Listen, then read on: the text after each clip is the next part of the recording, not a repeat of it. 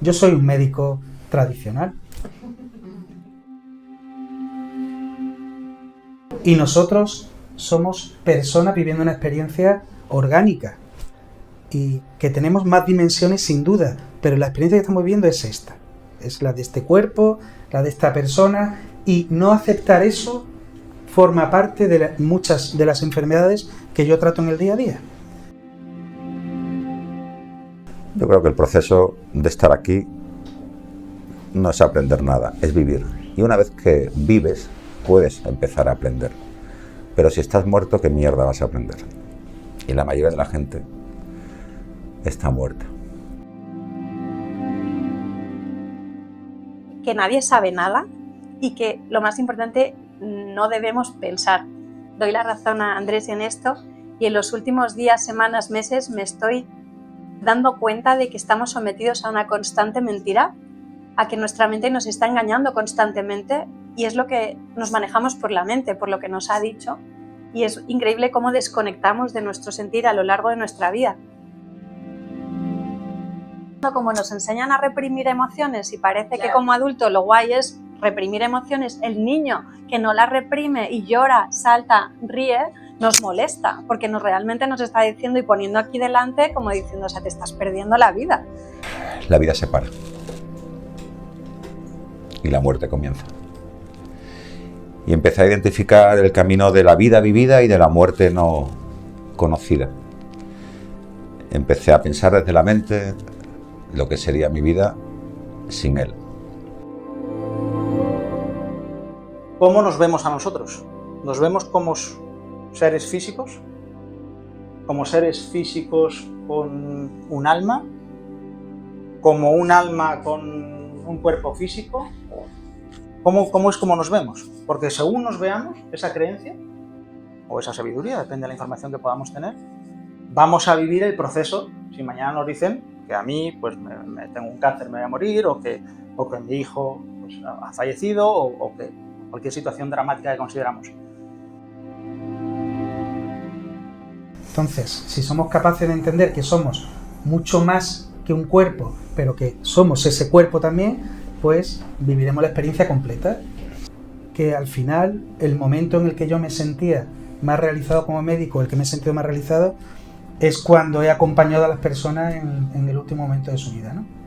Y puedo contaros 100.000 casos de cientos de personas a las que he podido acompañar, con cada una con su situación y su realidad. Porque en el fondo estamos viviendo esta experiencia hoy, aquí. Piensa por ti mismo. Wake up. Muchísimas gracias, como decía Alex, bienvenidos. Siempre digo lo mismo, me dice Alex, por favor no te enrolles, pero me voy a enrollar igual con la presentación, para contar, sobre todo hoy, que hay muchas caras nuevas, cuál es el propósito, no nuestro, sino de la vida, de que estemos aquí reunidos. Y el propósito no es otro que intentar abordar temas que a nosotros en el día a día nos quitan la paz. De una manera u otra nos hace que no estemos bien. Esta ya es, no sé, ya llevamos unas cuantas charlas, hemos hablado de la culpa, hemos hablado de la aceptación, de las creencias, del perdón. A la próxima hablaremos del sentido de la vida, y en esta, aprovechando, Rocío ha estado ya varias veces, aprovechando, mil gracias a Andrés y a Miguel, ahora los presento, que han venido desde Málaga, han llegado hace 2 horas en el AVE. Su experiencia, pues vamos a abordar una temática que es muy conflictiva, efectivamente, y como es cómo vivimos el duelo, la pérdida de seres queridos, el duelo en general, ¿no? Pero bueno, lo vamos a centrar un poquillo en la pérdida de seres queridos.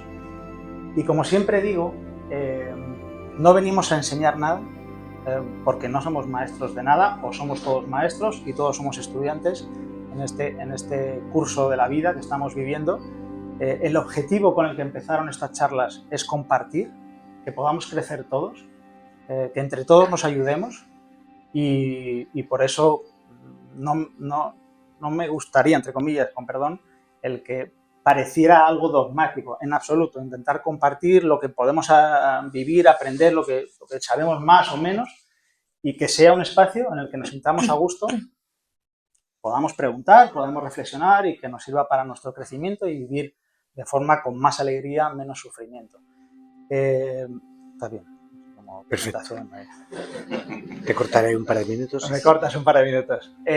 Bueno, Rocío la conocéis a algunos. Para quien no la conozcáis, o si te quieres presentar, Rocío, aparte de tener yo la inmensa correspondencia de ser padrino junto con Irene, de su hija pequeña, Rocío está aquí hoy y nos va a hablar como madre de su experiencia personal con su segundo hijo. No adelanto más, algunos ya lo conocéis, ha escrito un libro sobre ello, cómo afrontar una situación que para la mayoría de nosotros sería muy difícil. Andrés es un escalón más todavía. Andrés, gracias por venir, viene de Málaga, es de Málaga, tuvo la experiencia, que yo sé que para muchos de aquí es muy difícil, de ver cómo su hijo decidía cambiar de plano antes de lo que consideramos normal. Con 8 años, 9 años, Luis, con un cáncer, pues cambió de vida, y el testimonio de Andrés, cómo lo lleva, cómo lo vive. Andrés nos hablará de, él ha montado una fundación a raíz de lo que vivió, la Fundación Olivares, y se dedica a una labor preciosa a acompañar sobre todo a familias que están en situaciones en procesos similares. Y Miguel, muchísimas gracias Miguel por venir. Miguel es director en el hospital, ha visto mucha gente trascender en su experiencia y me encanta y agradezco mucho, Miguel, que estés aquí hablando, porque sabéis que cada vez más hay una apertura dentro del mundo médico y del mundo científico a, digamos, desmaterializar un poco la mente, ver no solamente el plano físico en el que estamos trabajando, sino ver un plano más holístico, desde cómo la mente puede afectar el cuerpo, a otra serie de cosas que luego podemos comentar. Y Miguel es una de las personas más evolucionadas, diría yo, en el mundo de la medicina, de esta medicina integrativa, de tratar el ser humano no solamente como un cuerpo físico, sino como un cuerpo físico, un cuerpo emocional, un cuerpo mental y un cuerpo espiritual, obviamente. Así que muchísimas gracias, Miguel. Bueno, pues esto es el comienzo. No he dicho, perdón, Rocío es directora de la Fundación Bertín Osborne. Y se dedican a trabajar mucho con niños, Con familias y con niños de todo tipo de discapacidad. Considera, y como siempre decimos, esto es un espejo, ¿no? Que nos veamos cómo pensamos, cuál es nuestro sistema de creencias, con qué gafas vemos la vida. La primera que diría es cómo nos vemos a nosotros. ¿Nos vemos como seres físicos? ¿Como seres físicos con un alma? ¿Como un alma con un cuerpo físico? ¿Cómo es como nos vemos? Porque según nos veamos, esa creencia o esa sabiduría, depende de la información que podamos tener, vamos a vivir el proceso. Si mañana nos dicen que a mí pues me tengo un cáncer, me voy a morir, o que mi hijo pues, ha fallecido, o que cualquier situación dramática que consideramos. Si yo considero que es solamente un cuerpo físico, pues lo normal es que sufra mucho, porque ese cuerpo físico se va. O como dice Gerardo, el maestro Gerardo, que sabéis que es mi gran referente, al menos pierde la forma, ¿no? Desde un punto de vista físico, lo que perdemos es la forma en la que nuestros átomos están compuestos. Pero si yo pienso que somos un cuerpo físico y que se muere, y por supuesto ya si es la única vida que voy a vivir, etcétera, si esa es mi creencia, pues o sufro mucho o paso olímpicamente, pero esa persona ya no vuelve. Si pienso que soy un cuerpo físico, pero a lo mejor tengo un alma, pues me puedo agarrar a una esperanza de decir, bueno, si hay un alma, pues a lo mejor no se muere. no se muere lo que yo considero que es, ¿no? Y si considero que es un alma que simplemente estás teniendo una experiencia física, como también se puede trabajar desde un punto de vista más empírico, ¿no? Si eso es verdad o no, se puede hablar de cómo mirar eso si fuera así. Si fuéramos un alma, si realmente yo me veo a mí, yo por ejemplo hablo en primera persona, yo no tengo duda que yo soy un alma, que todos somos un alma. Pues, y yo puedo contar luego casos personales, puedo contar mi caso más directo de pérdidas de familiares en primer grado. Yo tengo claro que soy un alma, con lo cual yo veo la muerte como un cambio de esta realidad que hoy con mis sentidos estoy viendo, pero no como algo que se acaba, no como algo que se va. Imaginemos que la ciencia te demostrara que somos un alma realmente y que estás encarnando en un cuerpo físico, teniendo una experiencia física, que puedes seguir teniendo una sucesión de experiencias, que vas a venir aquí, que esto es un proceso de aprendizaje, que tuviéramos esa seguridad. ¿Cómo veríamos en ese escenario, si fuera así, la muerte de alguien?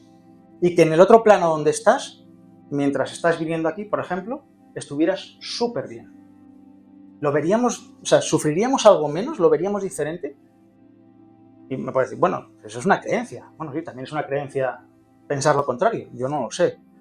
Si lo viéramos así, si fuera seguro que esto es simplemente un tránsito de lo que somos, el alma encarnando en un cuerpo físico, ¿nos ayudaría a vivirlo mejor? Bueno, pues es una creencia. Veamos cómo trabaja en nosotros esas creencias, cómo las somatizamos. No me quiero enrollar más, luego seguimos hablando de cómo seguir viendo estos eventos de una manera diferente, cuáles son nuestras creencias, para dar paso ahora a que, como queráis. Como siempre, esto va sin guión. Si en cualquier momento alguno quiere intervenir, como ahora tenemos el micrófono, es mucho más fácil. Quizás, con permiso, Rocío, dejamos a los que han venido nuevos. Si quieres, Andrés, tú comentarnos cómo has aprendido o qué te ha enseñado tu hijo, ¿no? ¿Cómo lo viví? Muchas gracias, Iñaki, por gracias, permitirme estar aquí hoy entre vosotros. Bueno, pues fue hace ya unos años. Un tío normal en una ciudad preciosa como Málaga, empresario, queriéndome comer el mundo, hasta que un día mi hijo con 7 años llegó a casa con 39 de fiebre. Bueno, pues no le das importancia. Médico, dalsia, piretal, resfriado, algo normal en el cole, pero aquello duró más de la cuenta.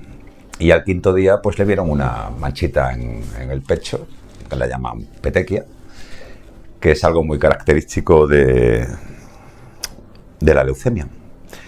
Bueno, cuando fuimos al hospital hicieron 20.000 pruebas, análisis y nos dijeron, oye, creo que deberíamos de dejar a tu hijo en observación porque vemos unas células en sangre que queremos analizar. Se me paralizó la vida en aquel momento. No tenía todavía diagnóstico, pero se me paralizó todo. Porque inmediatamente identifiqué aquellas células con leucemia. Recuerdo que él se tuvo que quedar en el hospital, yo fui a casa a recoger algunas cosas y no podía dar un paso. Recuerdo que llamé a mi padre y le dije, papi, necesito que me recojas del taxi porque creo que no voy a poder bajar de él. Al 5.º día, pues nos metieron en una sala y nos dijeron, tu hijo tiene leucemia. Todavía no sabemos el apellido. Las leucemias tienen apellidos. En este caso era linfoblástica aguda tipo T. Y la vida se para. Y la muerte comienza. Y empecé a identificar el camino de la vida vivida y de la muerte no conocida. Empecé a pensar desde la mente lo que sería mi vida sin él. Porque inmediatamente identificamos un diagnóstico como es el cáncer con una muerte. Una muerte de un niño de 7 años con el que una semana antes jugaba en el jardín de casa con sus 2 hermanas. Disfrutábamos de una vida normal y corriente como la de cualquiera de vosotros. Una estructura familiar, una empresa que funcionaba, salud, dinero, alegría, sonrisas, amigos, fiestas, deporte. Pero algo estaba haciendo mal. Algo estaba haciendo mal. Y es verdad que yo con 16 daba charlas de amor y no recuerdo por qué. Y con 18 me iba al Cotolengo a estar con los ancianos en lugar de irme de copas y meterle mano a todo lo que se meneaba. Y No, era un tío raro, pero me gustaba lo que hacía. Pasaba mucho tiempo con mi padre porque lo echaba mucho de menos. Con 19 me convertí en empresario y me volví loco. Y a los 7 años, cuando él se puso malito, empecé a entender que la vida no era la que yo había decidido vivir, la que yo había firmado en algún lugar antes de encarnar. Es verdad que tenía un chorro de cláusulas preciosas que cuando llegas a este plano se te olvidan, y a pesar de que abajo él firma y te dejo el libre albedrío, como que ese albedrío lo obviamos y decidimos caminar un camino, con todo el respeto del mundo, equivocadamente equivocado. Durante ese año fue curioso porque es verdad que el primer día lloré, el segundo lloré, el tercero lloré, pero hubo un momento que cambié el llanto por sonrisas. De hecho, parte de la familia se preguntaba si me había dado un golpe en la pared o... porque estaba todo el día de risas, entrando en habitaciones de otros niños, siempre de broma, con un carácter. Y fui entendiendo que no era yo, que era él. Que con 7 años él empezó a enseñarme una manera de caminar, de transitar en este plano. En algunos momentos me llamaba, y teníamos una relación muy especial en aquel entonces, ahora la seguimos teniendo de diferente manera, y papá, ven, que te voy a contar. Y empezó a llevarme a un mundo espiritual que me empezó a apasionar. Papá, esta noche ha venido Jesús a verme. Y además venía con la Virgen María. Tío, ¿y qué te ha dicho? Pues me ha dicho que lo estoy haciendo fenomenal, que si seguimos así esto va a salir estupendamente bien. Y yo salía de aquella habitación dando gracias porque supuestamente el mensaje era que mi hijo se iba a salvar, ¿no? En otra ocasión, papá, mira que estaba a los pies de una pirámide y empecé a subir, y cuando llegué arriba había un cofre y me dieron una llave y lo abrí, y una luz inmensa, y lo vi todo, y yo esa luz la identificaba con esa supuesta salvación, que como padre desde algún lugar no aceptaba que su hijo fuera camino de la muerte. Porque al poquito tiempo ya me dijeron que, bueno, a los 6 meses en concreto, que él tenía una leucemia refractaria y que hiciésemos lo que hiciésemos, que casi con toda seguridad, él se iba a marchar. Pero yo seguía riendo y disfrutando y siendo un tío feliz solamente de ver la felicidad que emanaba de mi hijo. Llegó un momento en que se le paralizó la parte derecha del cuerpo y yo no estaba en aquel momento y no me pudo decir ni adiós ni yo a él tampoco. Lo de adiós no lo utilizó nunca, mejor un hasta luego. Y aquello me molestó. Dije, coño, después del año que hemos pasado, ¿ahora te vas a ir y no vas a decir ni hasta luego? Bueno, pues durante esos 8 días que estuvo sedado, hubo un momento precioso, que la ciencia dirá cómo ocurren estas cosas, pero apoyé mi cabecita en su barriguita, cosa que hacía muy a menudo, porque a él le encantaba hacerme así cosquillitas en el pelo. Y apoyé mi cabecita en su barriguita y levantó la mano. No sé si un niño sedado lo puede hacer o no, tú ahora dirás que sí, porque yo lo viví. Y me acarició el pelito y entendí que esa fue la manera de decirme, papi, me tengo que marchar. Pero curiosamente, un tiempo atrás, un día me miró a los ojos y me dijo, oye papi, ¿qué te parece si dedicas tu vida a ayudar a los demás? Porque como que yo me tengo que ir, como que mi cuerpo físico no va a aguantar tanta tralla de quimioterapia y me encantaría que dedicaras tu vida. Cuando a mí me pregunta la gente a qué dedicas tu vida o a qué te dedicas, siempre suelo decir que me dedico a amar a las personas. Porque él me enseñó muchas cosas, pero me enseñó a amar.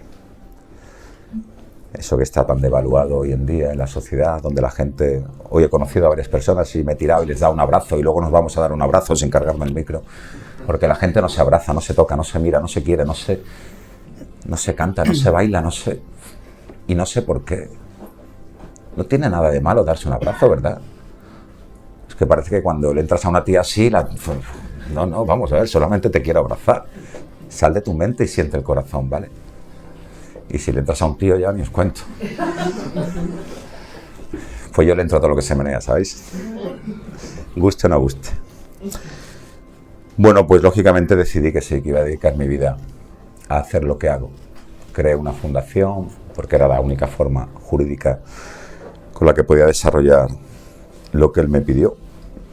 16 años en una planta de oncomatología, acompañando ya 708 familias desde un campo clínico, pero sobre todo desde un espacio muy espiritual. Hacemos voluntariado porque este señor es muy de nuestra cuerda, está tan normal como nosotros.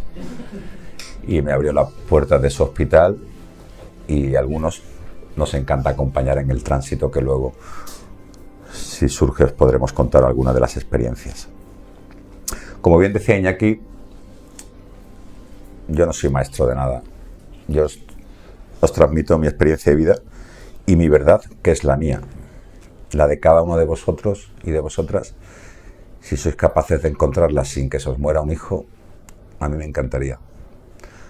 Porque mucha gente se pasa la vida entera en esta vida muerta, muerta, muerta, no, lo siguiente. Y entonces tenemos que reencarnar muchas veces, porque es verdad que el proceso que estamos aquí es de aprendizaje, como dicen ya muchos. Yo creo que el proceso de estar aquí no es aprender nada, es vivir. Y una vez que vives, puedes empezar a aprender. Pero si estás muerto, ¿qué mierda vas a aprender? Y la mayoría de la gente está muerta. Y desde mi verdad os puedo contar que no lloré la marcha de mi hijo hasta mucho, mucho después, en concreto 15 años. Gracias a esta personita que tengo a mi lado, que un día, por las circunstancias de la vida, viendo una película en la que había un guiño a mi hijo, de Paco Arango, Fundación Aladina, que me imagino que lo conoceréis. Paco y yo tenemos una relación muy estrecha, nos conocimos aquí en el Niño Jesús. Pues a los 15 años pude llorar aquello que no lloré desde el minuto en el que se fue. Pero lo que sí hice, y es lo que os puedo transmitir, por si alguna vez os pasa o no os pasa, lo que sí le doy a mi hijo cada día son las gracias. Para mí la palabra que hace que yo sea el tío más feliz del mundo, teniendo un hijo muerto sin morir, es el agradecimiento. Porque yo he llegado muchas noches a mi casa y a lo mejor lo he buscado detrás del sofá, en el armario, en el jardín, con las hermanas, y lo llamaba y evidentemente él no estaba desde... Me enseñó a sentirlo sin esa presencia física. Y hoy llego a casa y vivo solo y noto palmaditas aquí y ocurren cosas. Y sé que desde allá arriba nos dicen muchas cosas y entre ellos Luis. Pero el agradecimiento es lo que hace que yo cada día sonría. Porque gracias a él hoy soy quien soy. Porque no sabía quién era. Y antes hablaba más. Hay algunos coaches que durante un fin de semana nos ofrecen la posibilidad de encontrar nuestra mejor versión. Y yo les pregunto, bueno, ¿y esta gente que va a tus retiros saben que son una versión? Si estoy cansado de dar conferencias, de hecho también se lo decía a Iñaki, el martes estaba en Barcelona delante de 350 personas y les pregunté, ¿sabéis quién sois? Y nadie contesta. Cuando hago esa pregunta delante de la gente, nadie es capaz de contestar quién es. Porque parecemos arbolitos de Navidad. Soy Andrés, soy empresario, soy padre, soy hijo, soy abuelo, soy tío, soy... O sea, etiquetas, etiquetas. ¿De verdad pensáis que sois una etiqueta? O una de las muchas etiquetas que esta sociedad os ha puesto. El agradecimiento ya no solo por la muerte de un hijo, y mi madre con 82, cada vez que me subo a un escenario y lo digo, se pone las manos en la cabeza. ¿Cómo puedes decir que lo más bonito que te ha ocurrido en tu vida es que se te haya muerto un hijo? Pues veréis, la doy porque para empezar mi hijo no está muerto. Yo desde que él se marchó sigo hablando en presente de él, tiene 25 años, tengo una hija que vive en Ginebra, otra que vive en Madrid y mi hijo que vive en el cielo. Pero sigue. Con unas hablo por teléfonos, a otro la veo de vez en cuando y con el otro hablo cuando él quiere, por supuesto, de 1000 maneras diferentes, con plumas, con señales, con sentimientos, Y claro que somos alma, Iñaki, claro que somos alma. Porque si yo no creyera que mi hijo sigue siendo, no estaría haciendo nada de lo que hago. Si yo pensara que no pienso, que siento, porque ya os digo que la vida no es para pensarla, sino para sentirla, que después de lo que viví con mi hijo y su despedida, ahí se ha acabado absolutamente todo, no tendría sentido. Mi vida no es levantarme cada mañana, llegar a la empresa, facturar lo más grande, estar encabronado todo el día porque salen proyectos o no salen. O sea, no quiero esa vida. No, quiero salir a la calle y abrazar a la gente. Y quiero que la gente se sienta abrazada. Y quiero plantar la planta de oncología pediátrica en mitad de mi ciudad y que la gente vea cuál es la realidad de la vida. Porque vivimos en ese sistema de creencias del que nos hablaba Iñaki, que cuando voy a los colegios a darle charlas a chavales de 15, 16, les pido que sean buscadores. Yo estudié en un colegio católico, pero cuando me pasó lo que me pasó empecé a investigar y empecé a buscar y toqué todas las religiones y al final me quedé con que todas comienzan y Dios dijo. Todas. Y Dios dijo, a partir de ahí empezar a indagar qué es lo que nos han contado desde pequeñito, qué es lo que es bueno, malo, está bien, está mal. ¿Alguien me puede decir lo que está bien, lo que está mal, lo que es bueno, lo que es malo? ¿Alguien me puede decir si he tenido buena o mala suerte porque mi hijo esté muerto, que no lo está? O sea, hay cantidad de preguntas que la sociedad no se hace. En los colegios, en la facultad, en las familias, ¿cuándo se habla de esto? Cuando me dicen los chavales, es que Andrés, es que en casa no puedo hablar con mis padres de esto. Es que una niña de 8 años me decía, Andrés, tengo un tío que está muerto y lo veo y me habla y nos queremos mucho y se lo digo a mi madre y mi madre me dice, anda niña, deja de tonterías, con 8 años y su tío está muerto y tiene una relación preciosa con él. Pues claro que somos mucho más que un cuerpo. El cuerpo es la última mierda que somos. Y estamos todo el día delante del espejo queriendo ser la leche. ¿La leche de qué? Si el pelo se nos va a caer, la barriga va a crecer y las tetas se nos van a ir al suelo. ¿Qué carajo? Y perdonad que os hable así, porque llevo 16 años hablando con gente que se ponen delante del espejo y lo único que ven es su físico. ¿Vale? Y también lo digo, yo me pongo delante del espejo todas las mañanas, en pelotita, digo, estás como un puto queso, tío. Estás muy bueno. Pero me paro y me meto dentro, porque yo no soy esto. No soy lo que estáis viendo, estoy lo que os estoy haciendo sentir. Y quiero que la gente sienta y quiero que la gente deje de pensar. Porque cuando sintamos podremos trascender la parte materia e irnos a lo que realmente somos. Esa alma de la que hablaba Iñaki al principio. Y de la que la ciencia solamente ha llegado a decir que aparentemente pesa 14 gramos, pero la ciencia no llega a decir, y como es mi verdad, luego la contaré, porque uno de los procesos más bonitos que estoy viviendo en estos años es que desde ahí arriba quieren que yo esté acompañando a los niños en el tránsito y me voy con ellos y me salgo de mi cuerpo y atravieso el túnel y los dejo allí y me vuelvo, ¿vale? Tal cual como los estoy diciendo. ¿Cómo que me voy a quedar en que si mi nariz es muy grande y mi madre lleva 20 años diciéndome que me opere mi nariz?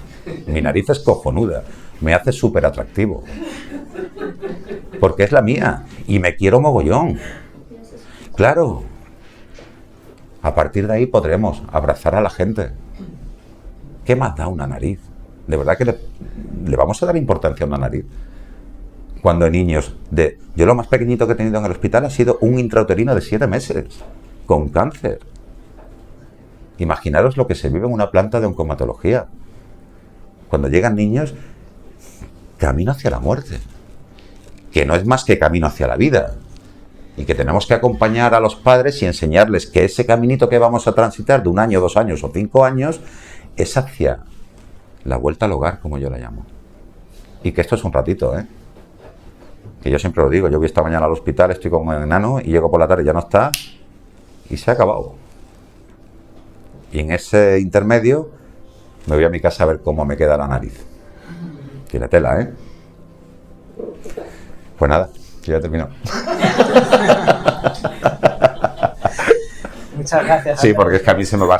Entonces, como estoy viendo que no me cortas... No, gracias, porque muchas veces es muy difícil hablar. Depende de los tabús que tengamos, de los miedos que tengamos, de nuestras experiencias personales, ¿no?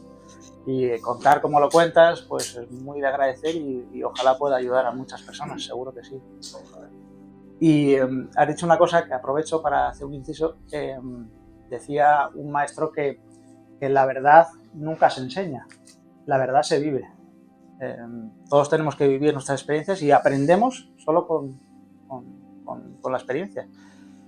Y me imagino que tu verdad, Miguel, es muchas verdades que has visto en el hospital tanto tiempo, ¿no? Sí. Bueno, ¿Cómo lo ves tú desde los dos planos? Un poco... Voy a relajar un poco, machos, que dejan. Joder, Sobrecogido. Mira que lo he escuchado veces. Es mi médico, la semana que viene me quiere meter en quirófano, que yo no sé si es que me quiere dejar allí listo. Es imbatible, o sea, ya todo el que habla después ya no puede decir. Venga, ya. Bueno, primero encantado de estar con vosotros y nada, a ver, quiero relajar un poco, tal, ¿no? Os voy a contar cómo he llegado aquí. Me interesa mucho contaros y creo que os puede gustar, ¿no? Porque esta mañana estaba escuchando un podcast que hablaba de lo que pensaba Jung o lo que escribió Jung en un libro acerca de lo que él llama sincronicidad, ¿no? Y cómo estar abierto a la vida de esa forma, porque él quería entender por qué un día una paciente le estaba hablando acerca de que había soñado con un escarabajo de oro que le habían regalado, y en ese momento entró en la consulta un escarabajo de oro, ¿no?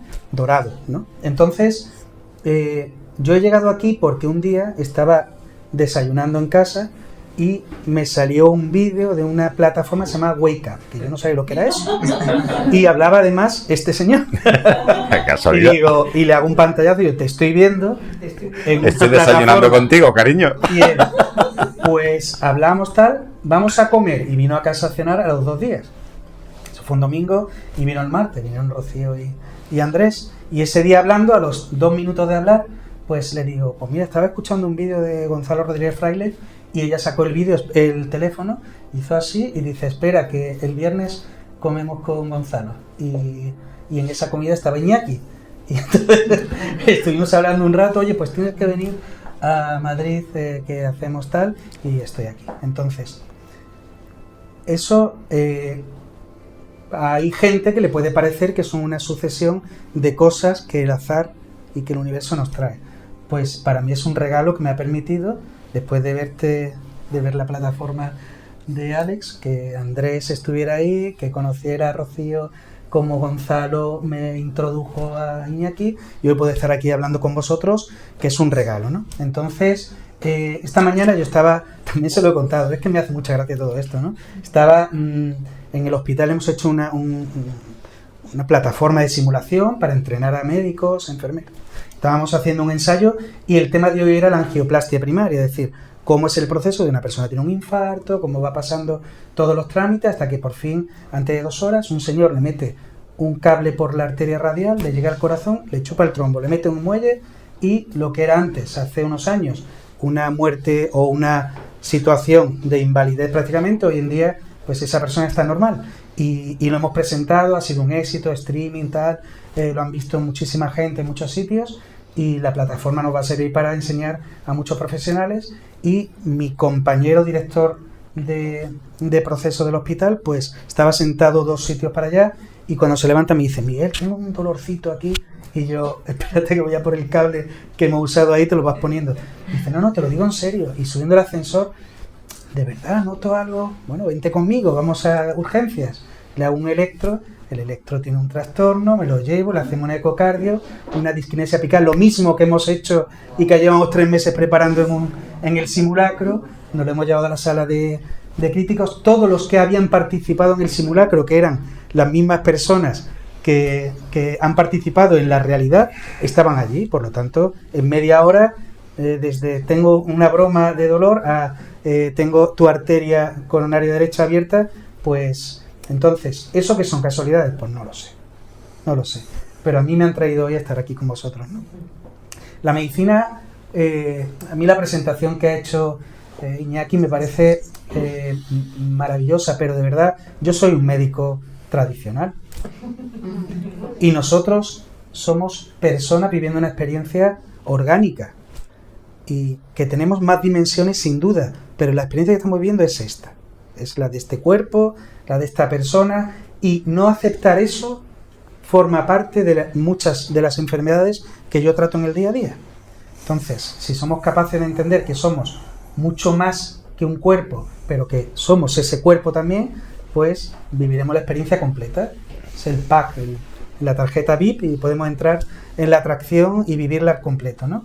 Y mi parte, cuando yo empecé y yo quería ser médico y quería aliviar y quería sanar, siempre he dicho sanar antes que curar y para mí es muy importante la diferencia, pues no entendía que al final el momento en el que yo me sentía más realizado como médico, el que me he sentido más realizado, es cuando he acompañado a las personas en el último momento de su vida, ¿no? Y puedo contaros 100.000 casos de cientos de personas a las que he podido acompañar, con cada una con su situación y su realidad. Porque en el fondo estamos viviendo esta experiencia hoy, aquí, y cuando llegue el momento de irnos, que nadie lo sabe, a mi compañero de ahí estaba claro que no era hoy, porque si no, no habría pasado todo esto, ¿no? Yo creo que al final, como el tiempo, muchas veces pensando, digo, como el tiempo no es lineal, probablemente sus guías o quien sea se ha encargado de montar todo este tinglado que llevamos 3 meses preparando para que estuviera todo el equipo preparado para que lo trataran este señor, porque no se tenía que ir, ¿no? Digo yo. Entonces, en este camino de acompañar personas, de acompañarnos en este paso, pues lo más importante que he vivido es que es maravilloso acompañar a la familia y a la persona a que ese tránsito sea un tránsito consciente. Igual que cuando yo quiero que alguien deje de comer de forma compulsiva, mi trabajo es hacer que la comida, cuando abre el frigorífico, no le coma a él, sino que sea él el que decida qué quiere comer. Pues cuando llegue ese momento, lo importante es que la muerte no nos venga como un torrente, sino que de forma consciente lleguemos a ese momento con tranquilidad, con la paz y con la tranquilidad de saber que lo que está pasando es, primero, es lo que nos va a pasar a todos, es natural, es lo que nos lleva pasando desde que somos algo en esta tierra, ¿no? Y que además algunos pensamos que después pasan cosas, pero lo que pasa además es seguido, no hay un corte, no hay nada, lo que pasa después es así. Yo, para mí, no hay nada más triste que ver una botella de cerveza vacía. Cuando ves una persona que se ha ido, estás viendo el envase, el envoltorio sin vida, ya ahí no hay nada. Cuando me pongo yo, no sé si sabéis que cuando acompañas a un proceso, a una persona que fallece, pues hay que ver que la persona realmente ha fallecido por distintas formas. Entonces, solo estar presente cuando ya la persona se ha ido, acompaño a la familia fuera un momento, le cuento un poco cómo ha sido, le transmito toda la paz que puedo en cuanto al proceso, lo bien que lo han hecho, porque intento decirles qué importante es que le hablen, qué importante es que le cojan la mano, porque yo no sé si notan algo, siempre les digo lo mismo, ¿no? Pero ¿y sí? Y qué importante es que le pongamos la música que esa persona le gusta, iba a decir le gusta, y le gusta acompañar. Qué importante es que sienta el calor de las personas, que no oiga lágrimas ni llantos, sino que lo que oiga sea palabras de cariño, de normalidad, niños, que oiga niños, que sienta que haya ese calor, ¿no? Aunque sea una habitación fría de hotel, de hospital, pero que sea ese momento, ¿no? Y cuando llega eso, yo acompaño a la familia, les explico, le cuento cómo hemos tenido la suerte de que ese paso sea tranquilo, sea suave, y le cuento lo que hace un mórfico, si tengo la oportunidad de ponerlo en su interior, y cómo genera esa euforia y esa sensación de que pasan cosas buenas, ¿no? Y después paso y tengo un momento íntimo con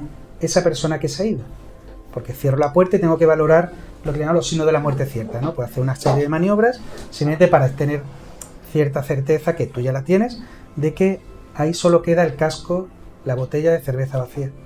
Y es increíble cómo esa persona que estaba respirando hace un momento, y en ese momento ya no tiene vida, ¿no? Y te das cuenta de que ahí no hay nada, ya ha servido, devolvemos todos nuestros átomos al universo que nos ha regalado, y doy las gracias. Yo siempre esto que os cuento, bueno, pues no se va a enterar nadie, ni porque no se está grabando, pero yo cierro la puerta y yo tengo un momento siempre de oración, cierro los ojos, me quedo un momento con esa persona, con lo que ha sido, con su biografía, con su historia, doy gracias, y después yo valoro a la persona, ¿no? Con mucho respeto, no hago nada que no haría en vida, intento darle el valor que tiene, pero por por lo que ha sido todo eso, ¿no? Sabiendo que ya muchas veces miro arriba y digo, bueno, ¿dónde estás mirándome? Pues nada, buen viaje y tira para la luz, ¿no?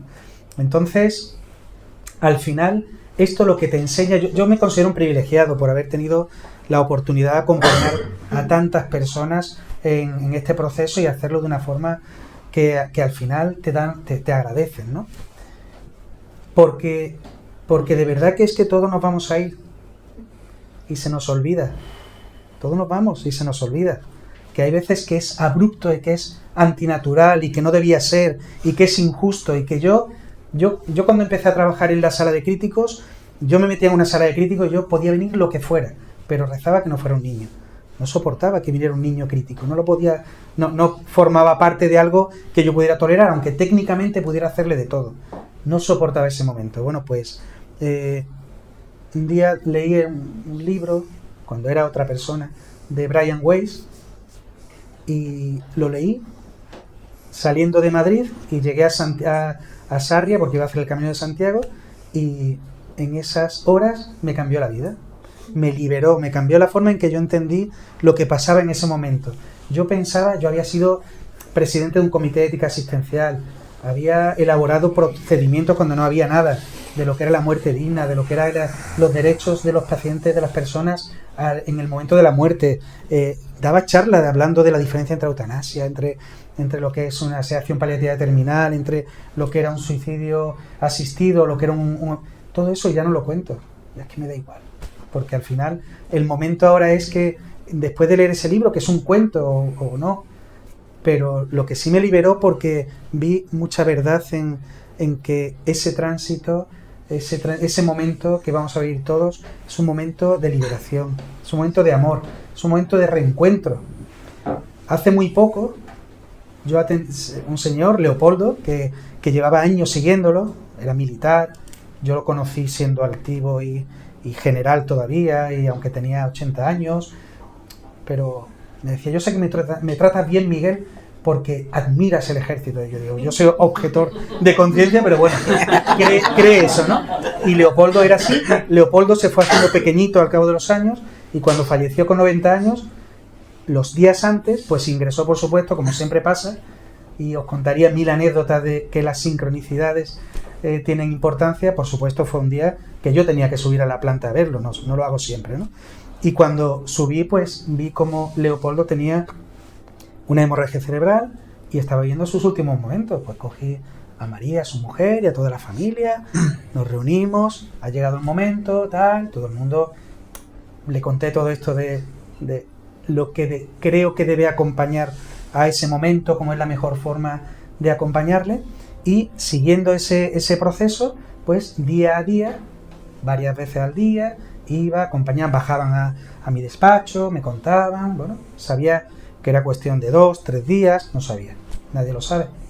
Y el primer día voy, por supuesto en coma, haces un poco así que lo exploras, le dices, por supuesto, vamos a dejar que se vaya, 91 años, ha vivido una vida plena, maravillosa, dadle gracias por cada minuto de haber estado con él, dejamos que se vaya y lo acompañamos en este momento de la forma más digna y más sensible que podamos tener.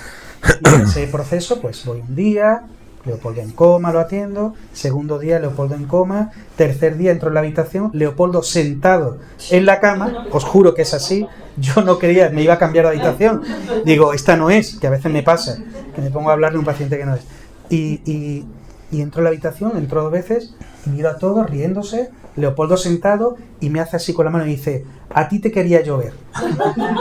Digo, pues nada, Leopoldo, aquí estoy. Entro y me dice, te he echado de menos porque eres del que me quería despedir de una forma más personal, y no te voy a perdonar si a mi mujer no la trata igual que me estás tratando a mí. Y yo, vale, sí, y tal, claro, no sabía qué estaba pasando. Esto os juro que es verdad, ¿eh? Y Leopoldo, que estaba en coma el día antes, cogió y me dijo, anda, ven aquí, y me dio un abrazo. El general, el que decía que yo le trataba bien y el general me dio un abrazo, y yo, dándome el abrazo, lo sentí, pero miré hacia al lado a ver qué estaba pasando, porque la familia estaría alucinando, claro. Entonces, salí de la habitación, estuve un rato, lo compartí, salí y le dije a María y a su hija, le dije, bueno, sabéis que se va a morir, ¿no? Que esto es antes, que esto es ningún científico, nadie os va a poder explicar lo que ha pasado aquí, pero creo que Leopoldo pues se ha despedido de todos nosotros y quería también hacerlo de mí y bueno, pues ya está, ya está. No, esto es que se está curando, y digo, no, se está yendo. Efectivamente, esa misma noche Leopoldo se fue, ¿no? Pues es así, os contaría millones de personas que han visto a su familia y que la gente lo invalida. La gente lo invalida. Es que ha visto, no, ya está yéndose, ¿no? Porque ha visto tal, ¿no? Hay personas que yéndose se sanan. Os contaría una señora que esa me encantó, ¿no? Porque entraba en la habitación y era una señora de un pueblo, de Ojén, pueblo pequeñito que lo único que tiene es que vive Julio Iglesias allí, ¿no? Entonces, pueblo muy pequeñito de montaña, ¿no? Entonces esta mujer, con 80 años o así, pues estaba allí en la habitación, yo la atendía en el hospital de Marbella, y yo entré en la habitación y cada vez que entraba me decía, ¿y la niña? Y yo, ¿qué niña? No, la niña está por ahí, porque si la ves, cuídala mucho, que los lobos se la van a comer, y que cuide y tal, y me empieza a hablar de que cuide a los cerditos, pero que... Y yo decía, pobrecita, está delirando y tal, pero era un delirio coherente porque al día siguiente me volvía a preguntar por la niña, me preguntaba que si había visto cómo estaba cuidando, y oye, ve con ella y dile por favor de mi parte que quiero que... Y eso era un rato, otro rato, y así estuve una semana yendo a la habitación, hasta que el último día se lo conté a la hija. Nunca había nadie cuando yo estaba en ese momento, y un día le dije a la hija, fíjate lo que me cuenta, pero además es que tiene ahí esa obsesión, y la hija se me puso a llorar. Dice, bueno, esa niña es ella, que de pequeña sus padres no podían cuidarla, la mandaron al monte con su tío la llevaba con 5 años a cuidar los animalitos que tenían allí, y bueno, tenía pánico porque había lobos y porque lo pasaba mal. Dice, ella está encontrándose con eso. Bueno, pues, ¿qué pasa ahí? No lo sé, pero me pareció tan bonito, tan bello cómo estaba sanando, cómo me pedía a mí que cuidara a esa niña que era ella, ¿no? Es decir, ¿qué pasa en todo eso? Nunca encontraré la ciencia. Entonces cuando decía, él es alguien que ve la medicina como una integración, no, yo tengo la certeza de que la medicina que hago es maravillosa.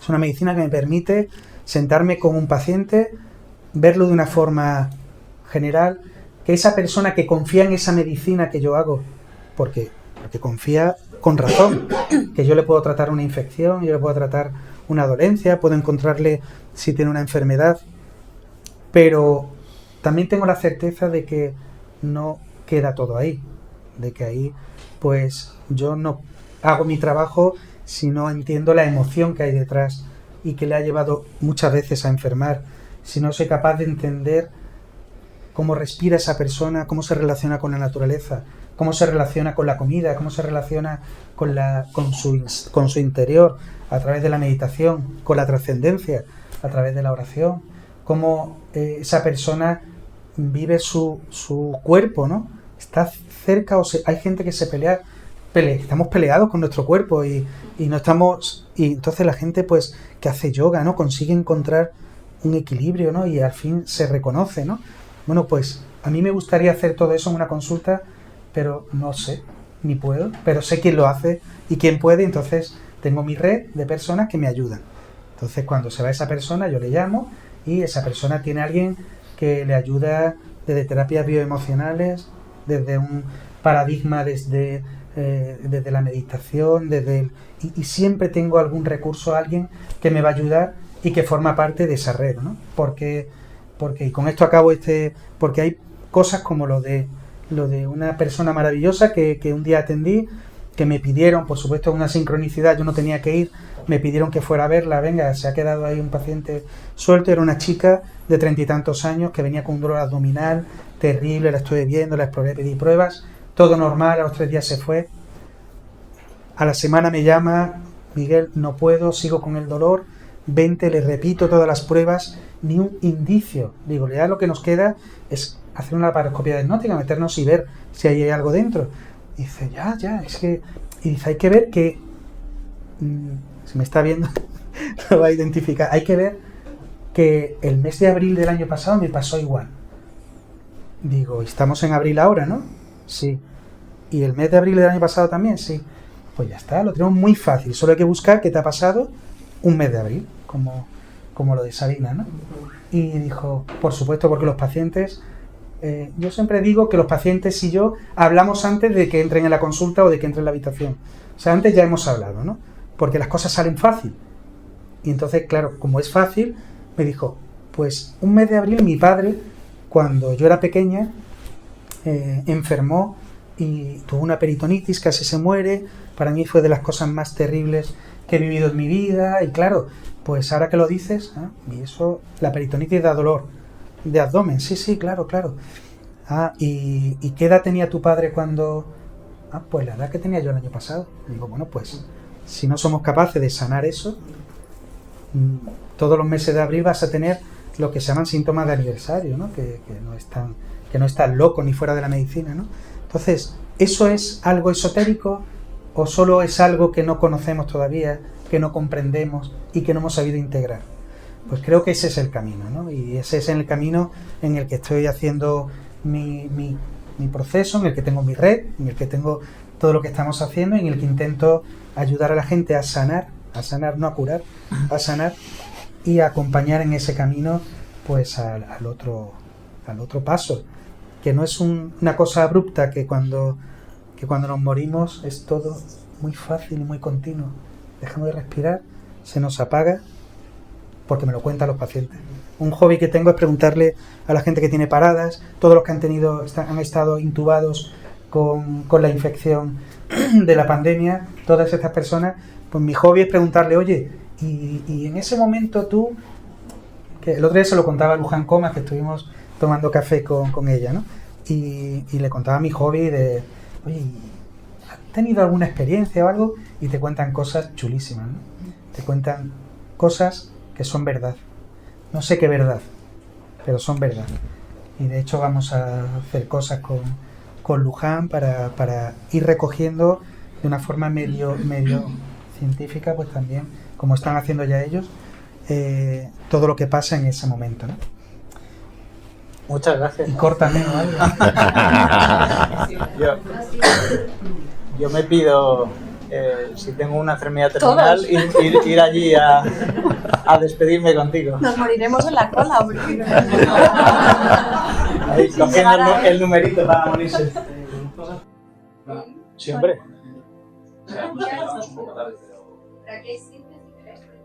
Vale, pues.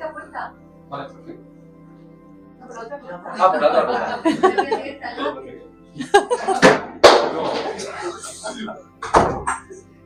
Está perfecto. Para cortar.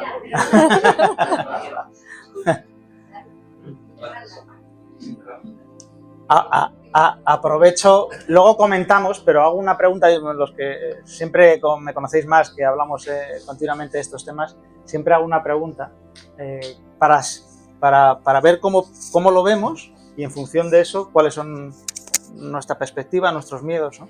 Y es, no para que respondáis ahora, pero si queréis luego en el debate lo comentamos un poco. Si os gustaría, siempre pregunto, si os gustaría saber qué día os vais a morir. Por adelantado, si os gustaría saber qué día os vais a morir vosotros y qué día se va a morir cualquier persona cercana a vuestra. Si os gustaría saberlo o no saberlo. No para que lo comentemos, lo dejo ahí para ver que en función de la respuesta que hay, por qué sí o por qué no, ¿no? ¿Cómo lo vemos? Bueno, Rocío. Yo perdona, con eso que tú dices, no hay nada peor que eso que se ha hecho mucho de decirle a las personas lo que le queda de vida. Sí. Bueno, Andrés seguro que lo vive.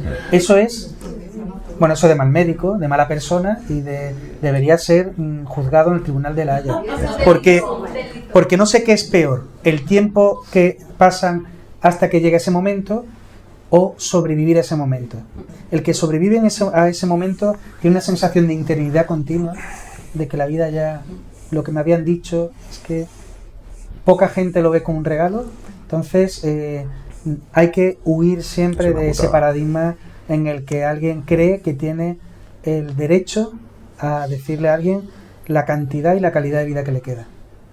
Estamos para acompañar, para aconsejar, para ayudar, para poner todo lo que sabemos, todo lo que sabe, lo que hemos conseguido como especie a lo largo de este tiempo, para hacer mejor todo lo que pasamos, pero no para desde ese paternalismo asesino hacer planteamientos tan terribles, ¿no? ¿Y si te lo pregunta el paciente? Pues mira, si me lo pregunta el paciente, yo le digo siempre lo mismo, que no tengo ni idea, pero ni él, y no sé si mañana voy a venir yo a verte. Yo no lo sé. Yo no lo sé si mañana no estoy. Eso es lo único que sabemos. Pero vamos, si a alguno de vosotros le va a tocar esta tarde, aprovechad que está Miguel, ¿vale? No, yo ya hoy el cupo lo he cubierto con mi compañero. Por si acaso. Ya hoy uno. Pero es verdad, Miguel, que hay mucho diagnóstico erróneo y que se han dado casos de te queda un día de vida, 2 días de vida y llevan 20 años viviendo, 30 años viviendo. Y ese... A ver, Hay mucho médico capullo, con todo el cariño del mundo. Ya está. No, pero con toda la mejor intención, a lo mejor. Sí, ¿no? pero bueno. Pero que precisamente es que somos, ¿no? Y no somos una máquina que... somos máquinas orgánicas que estadísticamente podemos decir, oye, este cáncer de esófago sobrevive un 5% al cabo de 5 años. Eso no es nada, porque no son un 5% de Migueles que tienen el mismo cáncer de esófago en el mismo estadio que lo dejamos vivir 5 años, ¿no?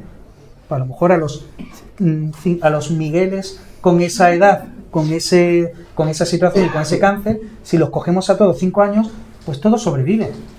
Es decir, hacemos falacias y son falacias con las que jugamos. Entonces, hoy en día, sinceramente, desde la oncología y sobre todo de los cuidados paliativos, nadie se atreve a hacer ese tipo de afirmaciones. Pero es verdad que los pacientes lo piden pronóstico. Bueno, tú puedes decir simplemente, oye, para esto ya no hay más, no he inventado nada. Y bueno, vamos a tomarlo como que vamos a ir reevaluándolo en las próximas semanas y vamos viendo. Y mientras estés bien, vive, ¿no? Y haz todo lo que te apetece hacer. Oye, si tienes cosas que solucionar, pues yo también las tengo que solucionar. Pero al final el momento no lo podemos decidir ni podemos trasladar al paciente algo que no va con él. Su experiencia vital, y no porque haya errores en el diagnóstico, sino porque nadie tiene derecho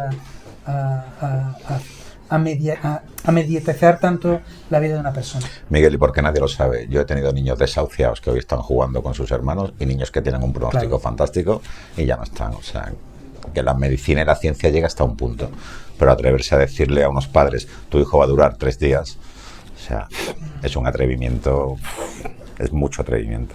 Pero Tu alma sí sabe cuándo viene y cuándo se va, pero claro. Hay un par de pelis ahora que he visto hace poco que hablaban de un hipotético momento en el que la ciencia demostrara que hay vida después de la muerte. No sé si la has podido ver. Una era de Robert Redford y otra era una road movie también, pero el planteamiento de base era chulo, ¿no? Era, oye, hemos demostrado científicamente que te mueres y pasa algo. Y las dos películas contaban que lo primero que pasaba es que se suicidaba mucho la gente. Se suicidaba, bueno, no pasa nada, me voy a ir, ¿no? Entonces, si supiéramos qué nos va a pasar, qué día nos vamos a ir, probablemente perderíamos muchos días pensando en que ese día nos íbamos a ir. Totalmente. Si lo ves como algo negativo. Me parece mucho más bello llegar a cada día pensando que puede ser el último y que es el primero también.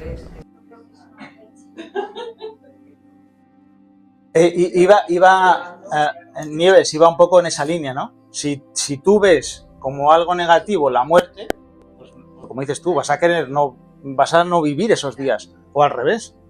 O si realmente tú aprecias, que es una de las cosas que me gustaría hablar, con la muerte de alguien, la despedida de esa persona, qué regalo es poder despedirte de una persona. Y que no mañana se muera en un accidente de tráfico y no te ha despedido. O tú, despedirte tú y hacer las cosas y decir a la gente lo que le quieres o lo que sea, ¿no? Que no se quede ahí. ¿Cuántas regresiones se saben? ¿Cuántas cosas se han hecho? Almas, entre comillas, errantes que se quedan porque no han podido organizar las cosas. Pues, bueno, yo personalmente tengo muy claro que me gustaría saber cuándo me voy a ir y cuándo se va la gente que quiera. Pero no es una cuestión de qué es mejor o peor, es simplemente si eso te produce un disconfort, si eso te está perturbando la paz. Y si te la perturba, ¿qué hay detrás? ¿Qué es lo que nos falta a lo mejor? Comprensión, cómo estamos viendo la vida, por qué yo no quiero saberlo, o por qué sí, ¿no? Bueno, era simplemente una reflexión para ver, de nuevo, cómo estamos viviendo. ¿Cómo estamos viendo esto? ¿Tengo miedo a morir? Al final es eso, ¿no? ¿O tengo miedo a que se muera la gente que está a mi alrededor? ¿O tengo miedo a quedarme, ahora que salió el otro día el vídeo de José María después del intento de suicidio? ¿O tengo miedo a quedarme como, bueno, pues es por eso, ¿no? Pero bueno, no. Ha dicho Andrés una cosa y doy paso, perdona, a Rocío, que me ha recordado. Rocío escribió un libro que se llamaba, precisamente por la situación suya personal, El regalo que cambió nuestras vidas. Y, de nuevo, cómo la interpretación del mismo hecho objetivo, es un hecho neutro, no es ni bueno ni malo, lo que le sucedió, o cómo vino Felipón a este mundo, ese título del libro, que es un libro maravilloso, que ojalá podáis leer todo el mundo, El regalo que cambió nuestras vidas, que es la experiencia de Rocío con su hijo Felipón, para mucha gente, solamente el título ya es ofensivo. ¿Cómo esto puede ser un regalo? Para que veamos cómo tenemos la cabeza. Simplemente, que no es ni que tiene que ser de una manera ni de otra, sino para que seamos conscientes. Por eso lo que tú has dicho, el regalo, entre comillas, que te dio Luis, para mucha gente eso va a ser perturbador. Porque no puede ser un regalo. Yo puedo interpretar, no puede ser un regalo que mi hijo se vaya con 9 años. O sí, y volvemos a lo mismo, ¿no? ¿Cómo estamos viendo la vida? Perdón. Es curioso que lo menciones porque ayer empecé a escribir lo que siento, a lo mejor no, que será mi segundo libro. Y un amigo nuestro, que se llama Jusi, hace años me dijo, el segundo libro cuando lo escribas se llamará El regalo que salió corriendo, ¿verdad? Porque hace 11 años nació mi hijo y a día de hoy anda y corre contra todo pronóstico, porque hubo médicos muy, muy buenos, pero también médicos que se pasaron un poco de listos y el pronóstico era pues que, siendo compatibles con la vida, sus lesiones cerebrales iban a hacer que su vida fuera muy, muy complicada, que no andaría, no correría, no comería, no hablaría, no haría nada de lo que a día de hoy hace. Entonces, cuando Jusi me dijo, o sea, le vio andar y le vio correr, pues me dio título al segundo libro, ¿no? Y es que cuando te conocí, Miguel, me gustó mucho esa conversación hace poquito tiempo, porque hablaba de la escucha y de lo importante que es que cuando estás enfermo te escuchen, y tú me decías que te fijas mucho en el libro de la mesilla de noche del paciente, porque es la forma que tienes cuando ese paciente a lo mejor está un poco expectante, ¿no? Porque a lo mejor a veces estamos acostumbrados a otros médicos que llegan con prisa y que van directos a la cuestión, y entonces tú pues tiras un poco de la lectura de esa persona para entablar conversación y que esa persona se vaya relajando y llegar, ¿no?, a lo importante, ¿no?, a qué pasó en ese mes de abril que le ha hecho a esa persona estar hoy como está.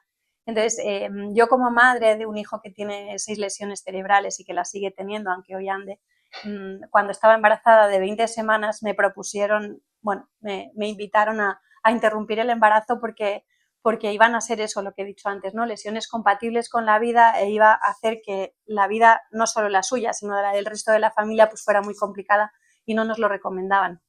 En esos 5 meses que me quedaban de embarazo, pasé muchas emociones al principio, pero sobre todo me quedo con como hablaba antes Andrés también, que su hijo le hizo el regalo de que él se diera cuenta en lo que quedaba por delante, de que la vida es un regalo y de que no somos este trozo de carne que vemos.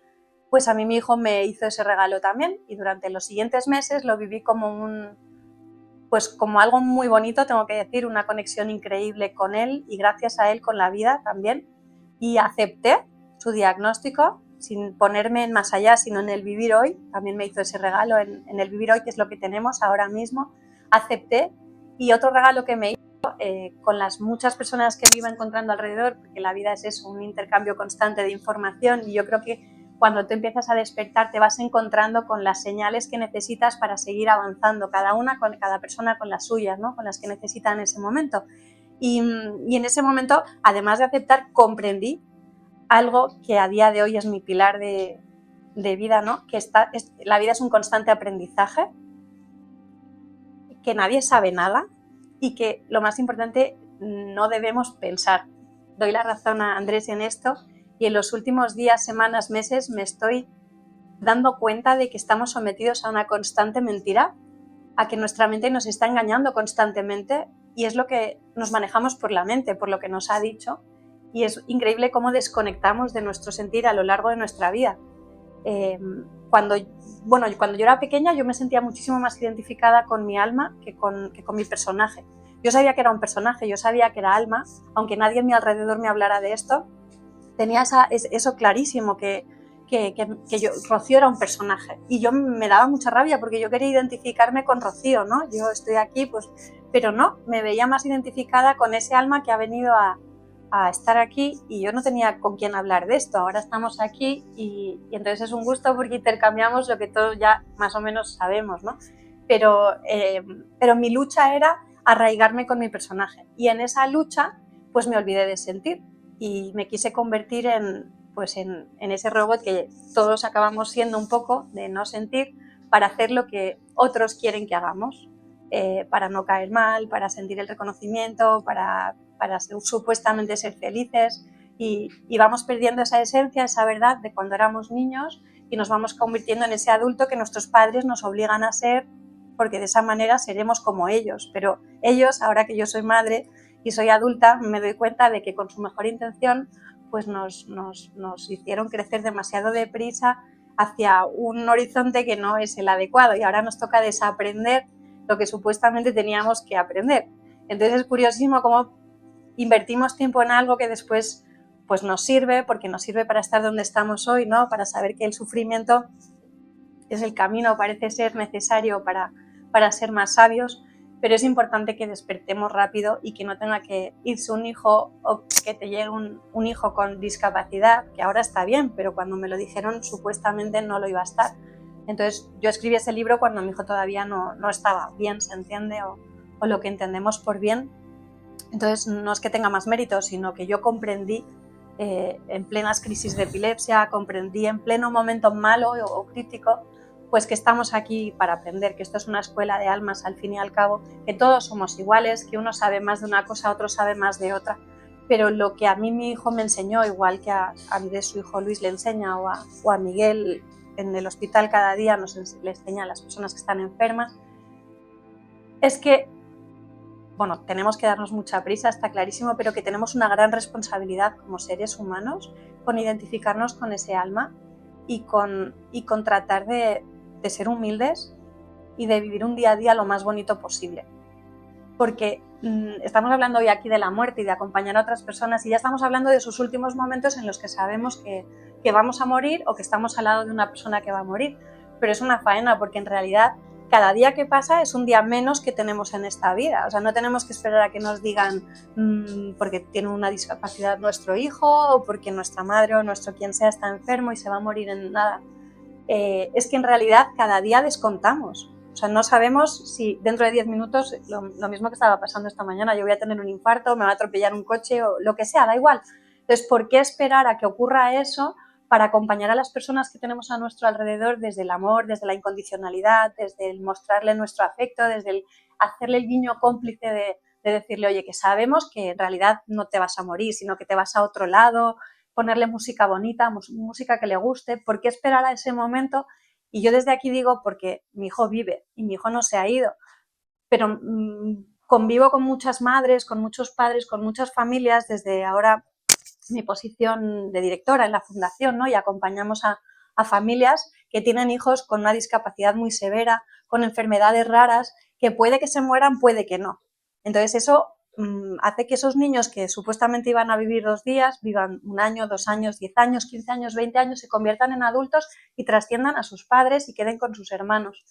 Entonces, muchas veces en la discapacidad el duelo no es, de hecho es la mayoría de las veces, el duelo no es el momento en el que tu hijo muere, porque a lo mejor tu hijo no muere estando tú vivo. El duelo auténtico es cuando te dan el diagnóstico y te dicen que ese hijo que supuestamente viene a traerte alegría y viene sano y es niño o es niña, el duelo en la discapacidad se dice que es el momento del diagnóstico y el momento de verle la carita a ese niño y te das cuenta de que no es perfecto como se supone que entendemos que un niño debe ser perfecto, que tiene los ojos azules, que sonríe, que no sé qué, pues a lo mejor ese niño no es lo que entendemos por perfecto porque no vemos más allá y no somos capaces de ver lo que en realidad somos, que es ese alma, y es lo que mi hijo también vino a enseñarme, ¿no? Que ante un cuerpo estropeado, vamos a decir, y no perfecto, el alma de ese niño tiene la grandísima generosidad de despertarme, y viene a despertarme, y viene a decir, bueno, yo estoy aquí, yo estoy viviendo esta experiencia,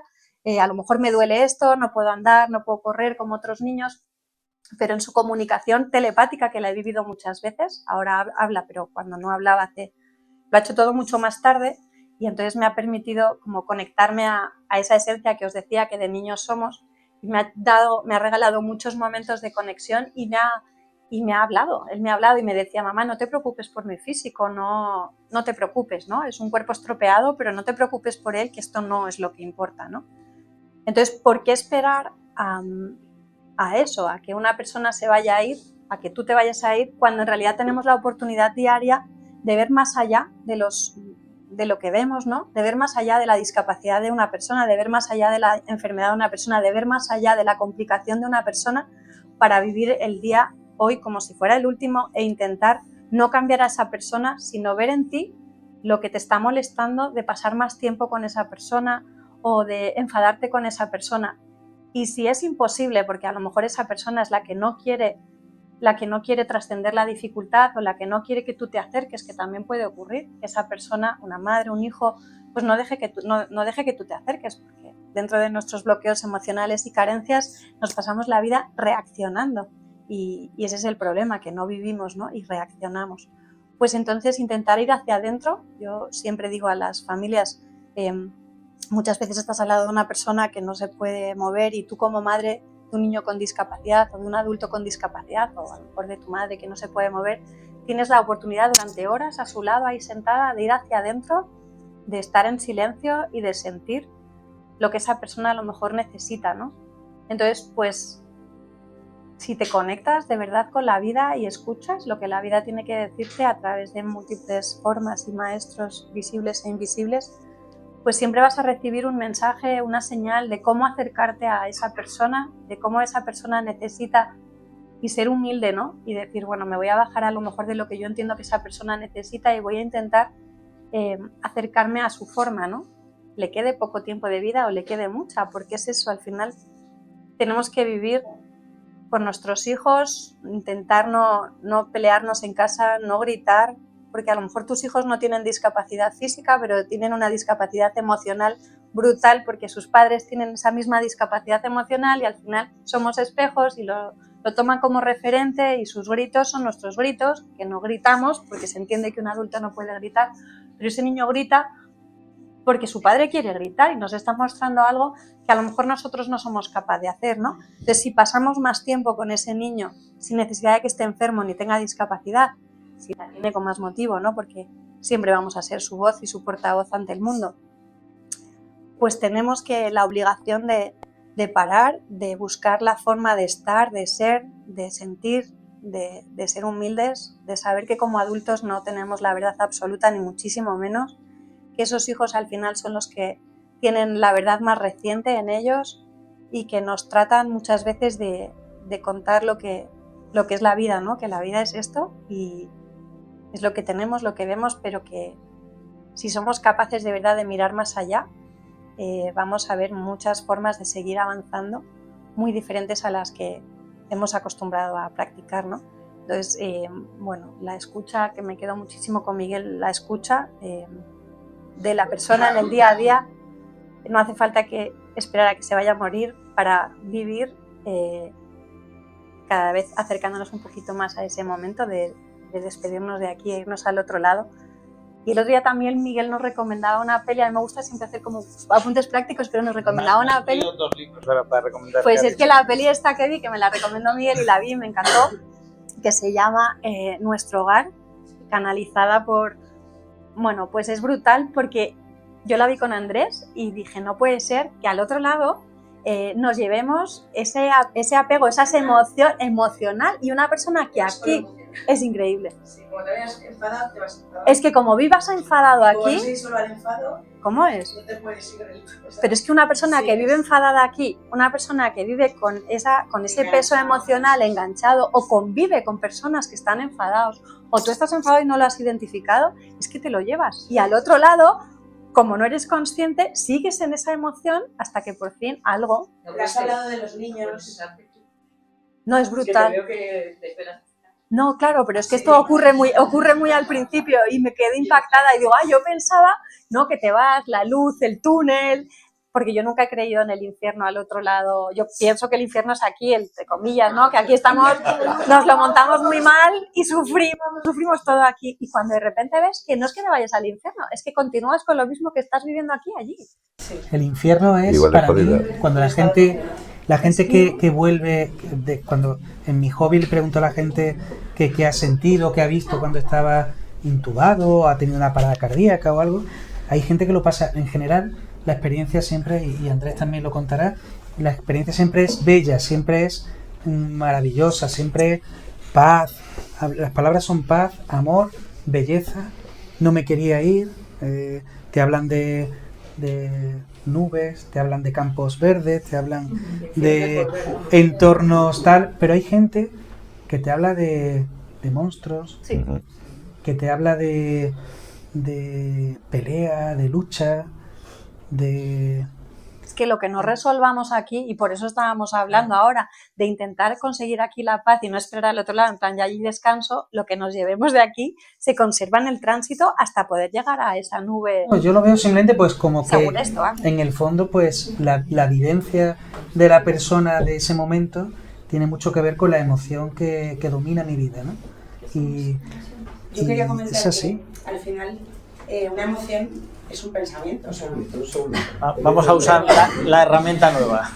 es un pensamiento, o sea, antes has tenido un pensamiento para sentir, entonces cualquier persona que esté metida en una emoción en bucle está muy en la mente. Entonces cuando tú trasciendes, siendo pues lo que habéis comentado todos, que estás en cuerpo físico, como decías tú, en que soy un cuerpo, te quedas ahí. Entonces lo que comentabas de los niños, que nosotras somos profesoras de educación infantil, es que esos niños son intuitivos. Sí. Y esos niños todavía no les hemos enseñado a pensar mal. Exacto. Y una discapacidad es un regalo, como dices Exacto. tú. Yo tengo una sobrina también con una enfermedad rara y es que como no pueden pensar mal, pues te están transmitiendo eso que se nos ha olvidado. Exacto. Entonces al final los niños son sanar gratis. Sí, exactamente, total. ¿Sabes? Así. Entonces te estaba escuchando y digo, me está encantando. Es que además nos están mostrando cómo nos enseñan a reprimir emociones y parece que como adulto lo guay es reprimir emociones. El niño que no las reprime y llora, salta, ríe, nos molesta porque realmente nos está diciendo y poniendo aquí delante como diciendo, o sea, te estás perdiendo la vida. Entonces nos molesta mucho y no queremos mirar, pero en realidad nos está haciendo el regalo hasta que deje de hacérnoslo porque crece. Y Pues cuando crece, ese es y nos empeñamos en estropearlo cuanto antes. Es terrible. Esto que comentas, gracias, va un poco ligado a lo que hemos hablado en otras charlas de si creemos que esto es casualidad, ¿no? Que es casualidad que venga Felipón con este regalo o no regalo según lo queramos ver, es casualidad que Luis se vaya o no se vaya, cómo vemos la vida, por qué nos pasan las cosas. Y al final, y ya lo hilo esto para la siguiente charla, sentido de la vida, ¿de qué va todo esto? ¿No? O sea, ¿por qué? O sea, ¿por qué? ¿Para qué vivimos? ¿Qué somos? ¿Por qué tenemos que pasar estas cosas? ¿O cuál es el sentido? Y aquí no están las respuestas, o estarán parcialmente las respuestas, pero nuestra respuesta a día de hoy, la que tengamos, es la que nos va a hacer funcionar de una manera o de otra, la que nos va a hacer sufrir más o nos va a hacer sufrir menos, como vivamos todo esto, ¿no?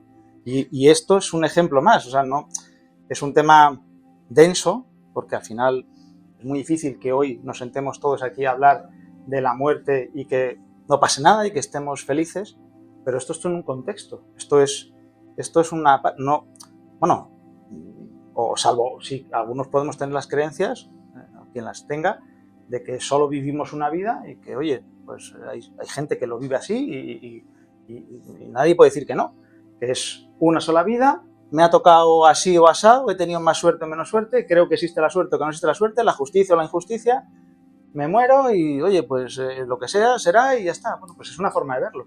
Esa persona que lo vive así, seguramente si a los 30 años piensa que es la única vida que va a vivir y tiene un accidente y se queda en silla de ruedas, pues va a sufrir mucho, creo. No sé, es simplemente que nos demos cuenta cómo las emociones y los pensamientos nos van a hacer que vivamos, mejor o peor, y que lo podemos cambiar y que lo podemos acelerar si nosotros lo pensamos. Si no nos quedamos solamente, creo, sujetos a lo que la vida nos trae, sino que nosotros nos adelantemos, que nosotros trabajemos, que nosotros hagamos por verlo de una manera mejor, que no nos quedemos anclados en nuestra forma de pensar. Si esa forma de pensar a mí me hace sufrir, si no me hace sufrir, maravilloso, pero si me hace sufrir, cambia.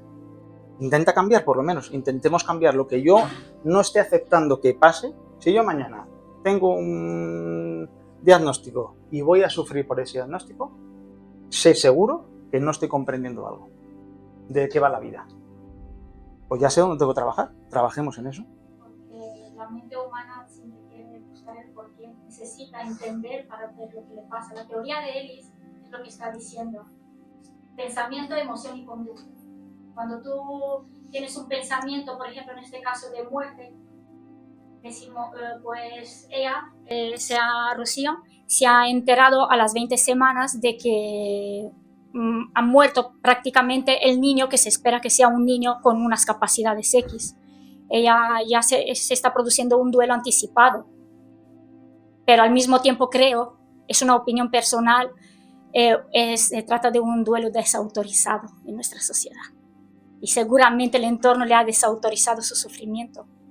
Igual que él ha perdido a su hijo, que su hijo se ha ido, que yo así lo entiendo y lo que he entendido y es lo que él me ha transmitido, y no lo digo a nivel mental, su hijo se ha ido para que otros niños disfruten, y las familias de estos niños, de estos enfermos terminales, de acompañamiento en un duelo anticipado. Si Luis no se iba a ir, la fundación de él no existía, y su personal no existía para acompañar a estas familias en el duelo anticipado, que se sufre muchas veces, creo que incluso peor que después de la muerte, de la partida de lo que es el cuerpo físico. Claro que tiene sentido. Digo, todo esto es una idea mía, la muerte, y por qué hay que estar en el agradecimiento, dar las gracias a Luis, que se ha ido, porque aparte de que se activan unas redes neuronales que nos hacen más felices cuando vivimos en la gratitud, porque otros aprovechan esta partida. Que este ha sido su propósito de vida, no lo sabemos. Es lo que es mi opinión. Entonces, si pensamos, que vuelvo a la teoría esta de Ellis, si pensamos que la muerte de Luis ha sido en malo, que ha sido algo malo, automáticamente nos viene una emoción que consiste, me imagino que es una emoción negativa. No me gusta decir que las emociones son negativas o positivas, son emociones y punto. Y automáticamente aparece una conducta, cómo nos comportamos, que decimos que el habla es una conducta de lo que sentimos. Eso es lo que me... Muchas gracias. ¿Cómo es tu nombre? Emiliana. Emiliana, muchísimas gracias. No puedo estar más de acuerdo con lo que dices. Yo no tengo, para mí es mi creencia, por supuesto, es mi forma de pensar, pero esa forma de pensar a mí me da mucha felicidad, me da mucha paz. Yo no tengo duda que Luis es un alma muy generosa y muy sabia. Luis ha venido a esta vida para decir: yo solo voy a vivir 9 años y voy a ayudar a mucha gente que está a mi alrededor, empezando por Andrés. Y que Andrés y Luis, de alguna manera, en otro plano, sí, acordaron esta experiencia con lo que significa, y esa generosidad de servitud, lo tengo clarísimo. Sí, lo tienes tú y algunos pocos, pero en esta sociedad donde la muerte sigue siendo un tema tabú, a pesar de que todo el día en la educación ya son profesoras de educación, no se educa en la muerte, cuando lo único certero en esta vida es la muerte. Vives porque algún día vas a morir, si no, no estás aquí.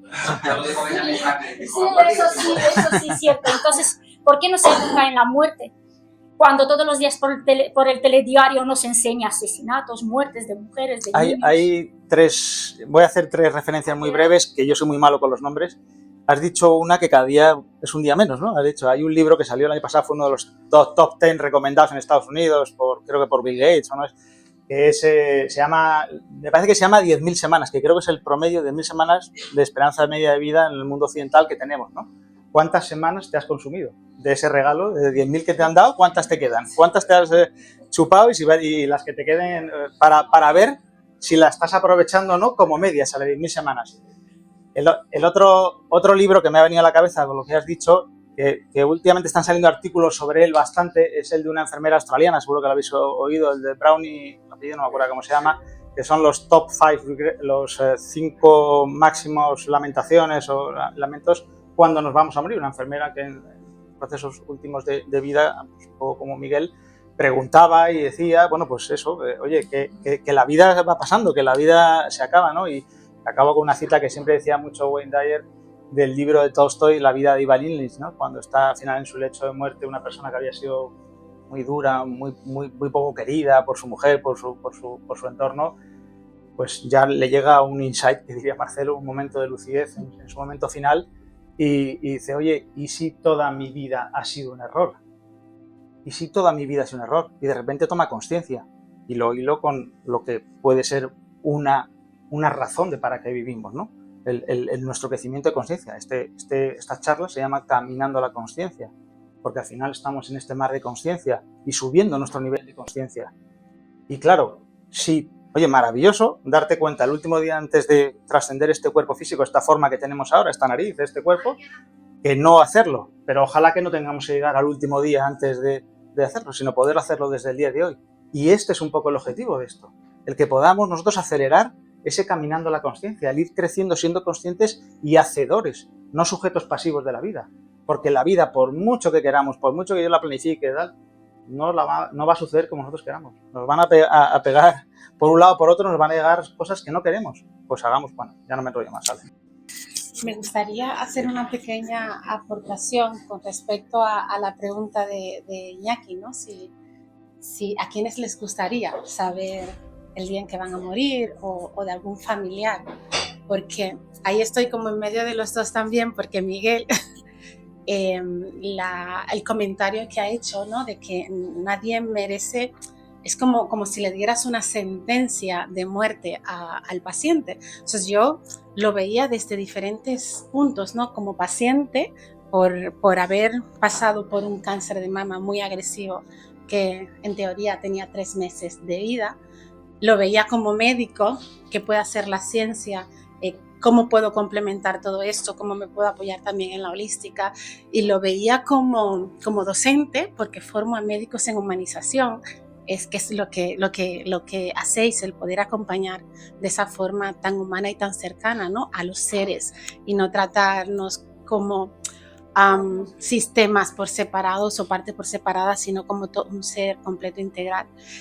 Y antes mi opinión era, además formaba eso, ¿no? Y luchaba por eso, porque los médicos no tuvieran que dar esa noticia. Además, a veces que se hace a quemarropa, o sea, de verlo directamente, pues te quedan 3 meses, 6 meses, 3 días de vida. A mí en muchas ocasiones también me tocó hacerlo y era como, esto es despiadado, no podemos hacerlo así. Pero luego, dentro de una conciencia mayor, se puede observar cómo ese dolor que sentía que tiene el paciente, cómo se rompía cuando tú le das esa información, es justo por ese desconocimiento de la muerte y de la propia vida. Entonces si vivo en conciencia, voy a morir en conciencia. Entonces de ahí lo importante de estar conectado con tu esencia, con qué has venido a hacer aquí, con lo bonito, con lo no bonito, que categorizamos tanto, pero que todo es para disfrutarlo, todo es una experiencia. Y la verdad, cuando a mí me tocó Miguel, yo fui quien le pedí a mi oncólogo, yo sí quería, o sea, le dije a Jorge, dímelo claro, o sea, dime cuál es el pronóstico, ¿no?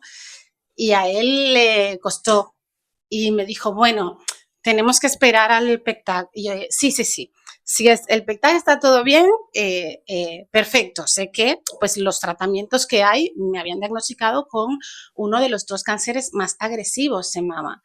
Y le digo, pero cuéntame las 2 expectativas. Me dice, pues según lo que del PECTAC, si hay alguna metástasis, y ya yo tenía 6 ganglios afectados. sea, que el riesgo era muy alto. El tratamiento, veis, es solo paliativo. O sea, y con tratamiento, pues 6 meses de vida, y si no, estamos hablando de 3 meses. Entonces, dentro de esa conciencia, probablemente me hubiera venido abajo que mi madre, 2 años después, todavía le está costando a ella como madre, que pensamos que los niños son nuestros, aunque tengamos 43 años, ella me sigue viendo como su niña y entró en un estado de depresión que todavía le sigue costando salir, ¿no? Pero yo recuerdo que mi planteamiento fue, espérate, desde esta conciencia, ya, gracias a Dios por muchas otras experiencias de poder conectar con la vida y por ende, de alguna forma con la muerte, porque eso es una continuación, ¿no? de lo que hay.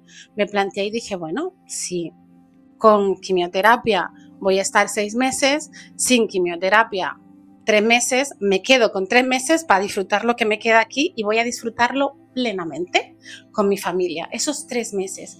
Y quizás el tener esa conciencia de lo real, por llamarlo así, ¿no? De dejar esos miedos atrás, me hizo vivir que yo pensaba que vivía plenamente y yo pensaba que vivía el aquí y el ahora y me di cuenta que era mentira. Es verdad. Totalmente. Entonces ahí fue cuando Rubén, que me estuvo acompañando todo el tiempo, fue como, wow, espérate, que me quedan 3 meses de vida. Que no voy a ver a mi hija crecer, que tiene 12 años, ¿no? Que mi madre va a tener que afrontar nuevamente la pérdida de otro hijo que ya ha perdido 2. Entonces, pero me deshice de todo eso y comencé a disfrutar. Y ahí fue cuando yo comprendí en realidad que era vivir el aquí y el ahora.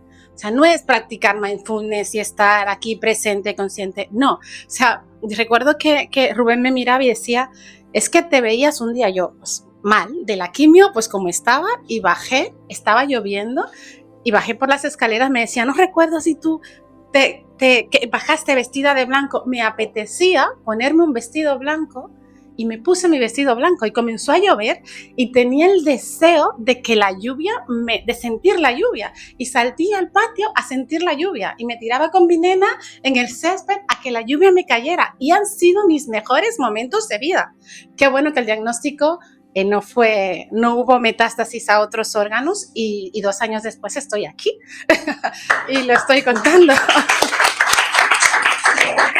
Pero sé que muchas y muchos no han tenido quizás la oportunidad de poder vencer eso, pero yo aquí más que enfocarme en la enfermedad es en ese punto de que vivamos con conciencia. Porque cuando vivimos conscientemente, entonces tenemos la oportunidad de morir conscientemente. Por eso los hijos, por eso tu hijo se fue de esa forma tan consciente, porque ellos ya viven conscientemente, no están desconectados, no están contaminados con este sistema, y es a lo que deberíamos todos tratar de volver, ¿no? A hacer esta conexión con el interior, con lo bonito, con la vida, y a ser felices. Y de verdad, el trabajo que haces es extraordinario, extraordinario. Yo hablando ayer con Alex, es que cuando veo médicos que le decía, son muchos los médicos que trabajan desde el alma, ¿no? Para mí, médicos del alma, ¿no? Que trabajan desde ahí, y el trabajo que se hace es extraordinario, y estoy súper feliz cada vez que me encuentro con ellos. Me encanta. Quiero darte las gracias, es precioso lo que has contado. Es que me han venido 10 cosas que me gustaría compartir contigo, como si estuviéramos en una plaza tomando una cerveza, ¿no? Pero una es, a ver, yo a mi hijo cuando tenía 5 años, lo más que le dejaba decidir era el sabor del helado, si vainilla o fresa, ¿no? Y cuando mi hijo tenía 18, pues tuvo que tomar la decisión de si quería ser ingeniero. Con eso que quiero decir, cuando yo me pongo delante de una persona desde la compasión y el amor y desde la responsabilidad y la conciencia de lo que hacemos, ojalá pudiera sentarme con personas todos los días como tú, a quien no le diría ni tiempos ni cosas, sino que nos pondríamos los dos a hablar, pues de, oye, ¿qué hacemos con esto? Mira, la ciencia dice esto, el otro dice lo otro, vamos, ¿qué hacemos con esto, no? Yo a los pacientes les recomiendo mucho una peli, que seguro habéis visto todos, que para mí es mi película favorita, siendo una comedia, igual que dice el libro de Brian Weiss, es un cuentecito para mí. Despierta. Wake up.